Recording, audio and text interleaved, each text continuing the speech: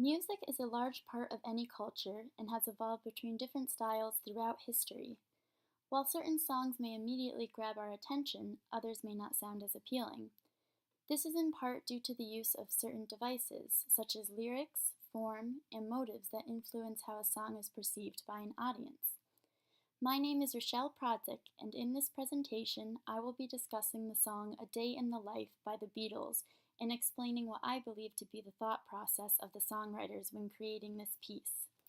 A link to the song is provided in the comments section. Here's some background information about the group themselves. The Beatles were formed in 1960 in Liverpool. The main members were John Lennon, Paul McCartney, George Harris, and Ringo Starr. Starr actually did not join the group as a drummer until 1962. They were the best-selling band in history, with over 800 million album sales internationally.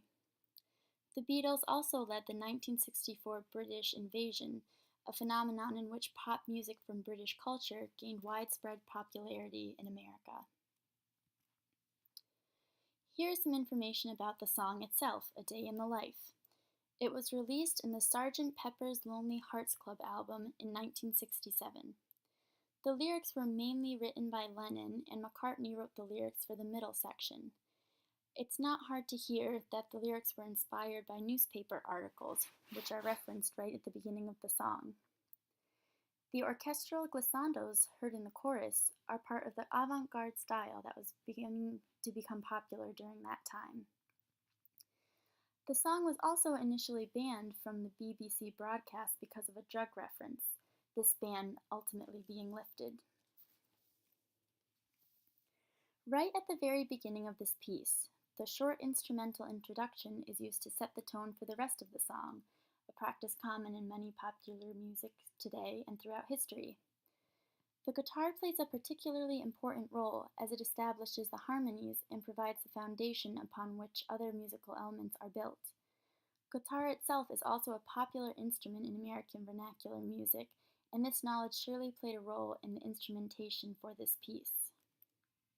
The London Symphony Orchestra can be heard in the choruses, another element that makes this song stand out from others. The form of this song is somewhat unconventional, which is evident after listening to the piece in its entirety. Looking at a basic skeletal outline, it can be heard as a verse-chorus form with a small bridge section in the middle. However, further analysis of the song reveals that it consists of three main sections that we'll call A, B, and A prime. The A and A prime sections are each sung by the same person and have the instrumental chorus at the end, while the B section is sung by a different band member and in a completely different style, with a more upbeat tempo and more emphasis on the rhythms. To have two contrasting moods or tempos in a song as well as a purely instrumental chorus is unusual in itself, giving the song enough distinction from other songs that it catches the audience's ears and keeps them engaged. On the other hand, the return of the chorus and A section at the end provides the audience with something familiar for them to hold on to, in a sense acting as a cohesive element. Lyrics also play a key role in the creation of a successful song. The lyrics of A Day in the Life are somehow both profound and basic at the same time. On the surface level, one can see the lyrics as simply talking about everyday life. Take, for example, the lyrics, "Woke up, fell out of bed, dragged a comb across my head" from the B section, and "I read the news today, oh boy, about a lucky man who made the grade" from the A section. As said in the beginning, this is a reference to newspaper articles that John Lennon read when creating this piece. However, a deeper analysis reveals a profound feeling of sadness and hopelessness brought about by war and death in general.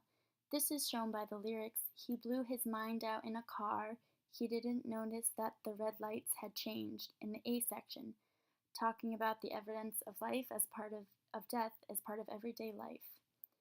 The war is also referenced in the lyrics, "I saw a film today, oh boy, the British Army had just won the war."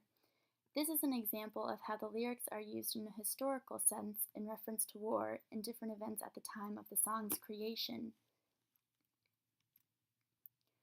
Taking a closer look at the chorus, the songwriters clearly searched for a unique sound that would make the song stand out. Typically, the verse and chorus of a song both include vocal sections. However, the chorus of this piece is purely instrumental and performed by the London Symphony Orchestra. This blend of soft rock and orchestral symphony creates a unique sound and ends suddenly before proceeding to the next section of this piece, creating a kind of jarring effect. The chorus increases in volume and chaos, perhaps reflecting on the chaos of life and war as demonstrated by the lyrics. The timbres of all the different instruments playing at the same time adds to this feeling of chaos, which is then offset by a return to the familiar verse form. As with most songs, A Day in the Life uses hooks to provide a recurring theme throughout the piece. One such hook is the drum set riff heard at different points. This stands out from the lulling, repetitive motion of the guitar and piano chords. Another hook is the lyric, "Oh Boy," which is used 3 times throughout the piece in the A and A' sections. Many people think that hooks and motives are purely instrumental, but this song demonstrates that lyrical hooks, sung by the vocal parts, play just as important of a role in providing a unifying factor in a song.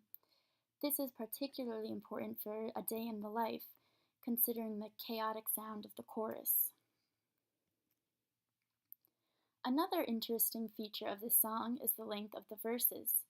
Typically, verses in a piece follow the same length and format. However, in this piece, they vary slightly. For example, the beginning of section A starts out with 5 declarations from "I read the news today, oh boy," to "I saw the photograph." The next stanza has 6 different lines, beginning with "He blew his mind out in a car," and ending with "If he was from the House of Lords." This is something that you would not notice listening to the piece since the instrumental parts help to add symmetry of the verses, but it is nonetheless another distinguishing feature. Looking at the harmonies, A Day in the Life is composed in the key of G major with some minor transitions to E minor. This consistency throughout the song again helps to unify the piece throughout its different sections, making it more appealing to the audience. The piece concludes on one big chord played by all members of the group on 3 different pianos, making for a definite conclusion after the chaos of the different verses and instrumental choruses. This final chord again has an interesting effect, not just because of its volume, but also because of the amount of time it takes for the chord to completely fade out. This makes for an effective song because it makes the audience listen for the ending, since this is not an obvious, abrupt ending. All of these factors combined make the song popular throughout the masses. When creating a song, careful thought should always be given to things such as chord progressions, timbre, instrumentation, form, and other similar factors. Creating a successful song means finding the delicate balance between consistency and change. A Day in the Life represents this balance perfectly through its use of recurring motives in uncharacteristic form, including the chaotic sound of the orchestral chorus and the alternation between verse lengths. This balance of stability and chaos are what make the song stand out as a staple of American and British vernacular music.